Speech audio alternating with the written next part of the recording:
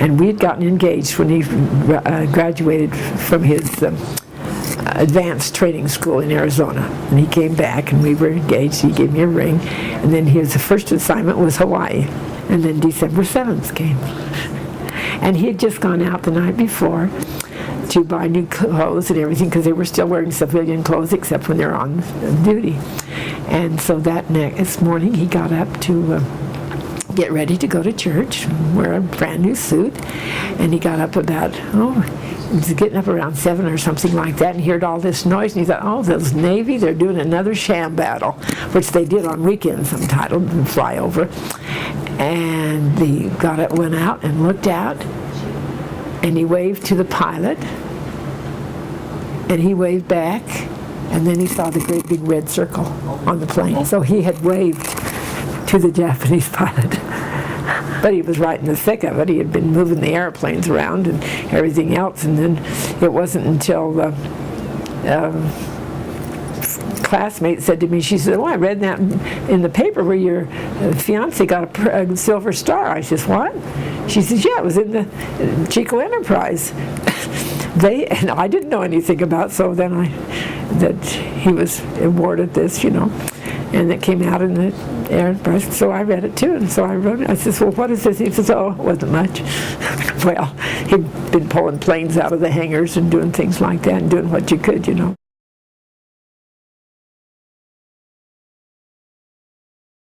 I was in class, and she said there was a phone call. She says, Miss Fife, because they used that terminology, there's a phone call for you.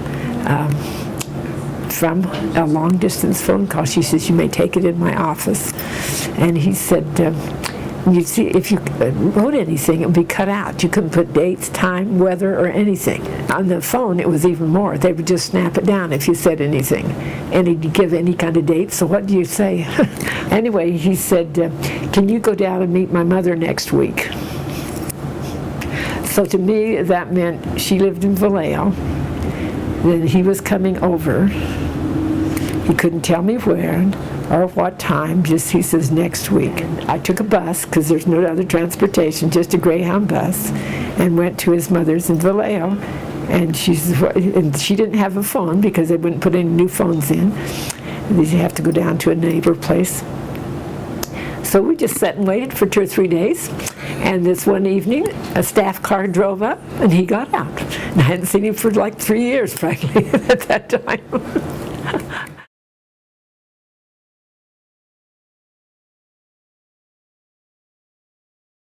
When I graduated from college, I hadn't heard from him for a while. And I got a telegram from the War Department that he was missing in action. When we know any more, we'll let you know. That's it. When the war was over, they were signing the papers and so forth. And I had gone down to his brother that lived in Woodland, California, he and his wife and children, and they'd invited me down for the weekend. And he knocked on my door about 6:30 in the morning on that Saturday morning. He says, I just had a school teacher friend call me, and they just listened to the Saturday morning news, and they said the first 10 prisoners were being liberated from Tokyo. And he says, isn't your brother, isn't Lawrence Stoddard? He heard it on the news, the 6 o'clock news, AM news. Well, so we heard that, but that's all there was to it. And you didn't hear anything more. There's nothing official.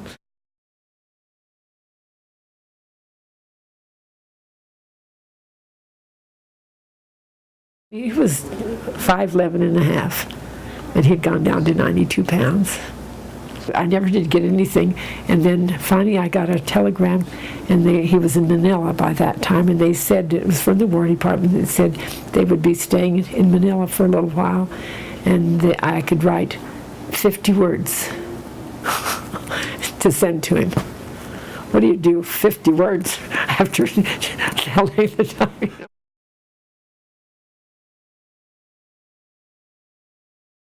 His brother that lived in Woodland called me. He says, Joe, I just had a call from Lauren. He just landed in Hamilton Field in San Francisco. He says, brother, can you come and pick me up? So his brother says, I'll go pick him up, and I had enough gas to use my mother's car to go to Woodland. And so we met there. Years later, I thought, how come I didn't get to go see him to pick him up? Well, I thought, there just wasn't gasoline to do those things with. And so, anyway, that's when we were How was that united. first hug? Oh, this was wonderful.